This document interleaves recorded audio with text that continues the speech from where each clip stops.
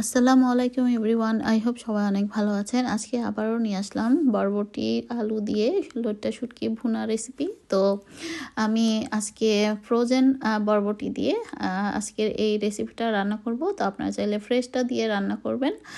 যদি ফ্রেশটা হাতের কাছে না থাকে তাহলে তো কিছু করারই নেই। তাও ফ্রোজেনটা দিয়েও কিন্তু খারাপ লাগে না। তো এভাবে আমি যেভাবে রান্না করছি এভাবে রান্না করে খেয়ে দেখবেন, খুবই সুস্বাদু, বোঝাই যাবে না যে এটা ফ্রোজেন না ফ্রেশ।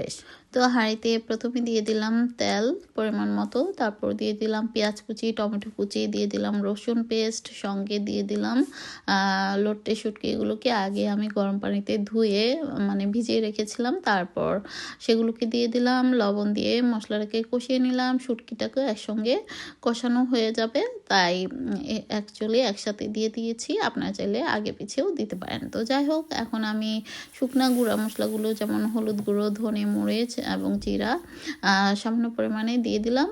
আর মরিচের পরিমাণটা বা ঝালের পরিমাণটা আপনারা যে যেরকম খান সেরকম দিতে পারেন, অথবা কাঁচামরিচ অ্যাড করতে পারেন। তো যাই হোক, মশলাটাকে আমি একটু পানি দিয়ে কষিয়ে নিলাম। তো মশলাটা যখন তেলটা উপরে ভেসে আসবে তখন সেই পর্যায়ে আমি বরবটিগুলো অ্যাড করে দেব, আর আলুটা আমি পরে অ্যাড করব। তো এই তো আমার মশলাটা কষতে থাক, একটু পরপর নেড়ে চেড়ে দিচ্ছিলাম, কারণ এই পর্যায়ে কিন্তু চুলার হাঁড়ির তলায় লেগে যেতে পারে, তো সেদিকেও খেয়াল রাখতে হবে।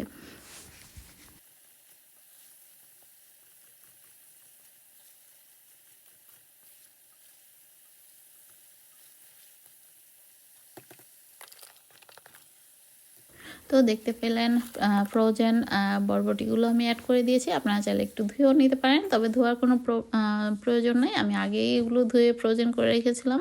তো এখন সামান্য একটু গরম পানি দিয়ে এটাকে খুব ভালো মতো কষিয়ে নিচ্ছি। ফিরে আসছি কিছুক্ষণ পর।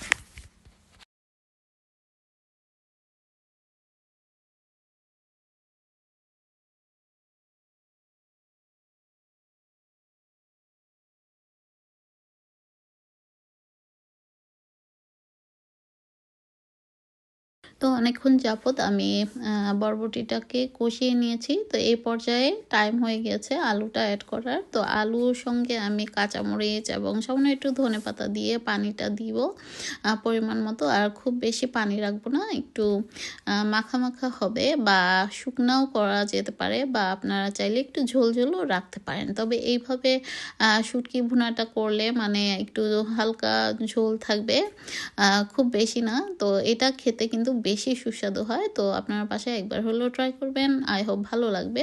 তো যারা আলু খেতে পছন্দ করেন না তারা আলুটা স্কিপ করতে পারেন, তবে শুটকি তরকারিতে আলুটা দিলে বেশি ভালো লাগে আমার মতে। তো যাই হোক, যার যার পছন্দ। তো আপনাদের কাছে কেমন লেগেছে আমার রেসিপিটা অবশ্যই কমেন্টস করে জানাবেন। তো শেষের দিকে আর কিছুটা ধনেপাতা দিয়ে আমি চুলাটা অফ করে দিব। তো আজ এ পর্যন্তই। আল্লাহ হাফেজ। Thank you for watching.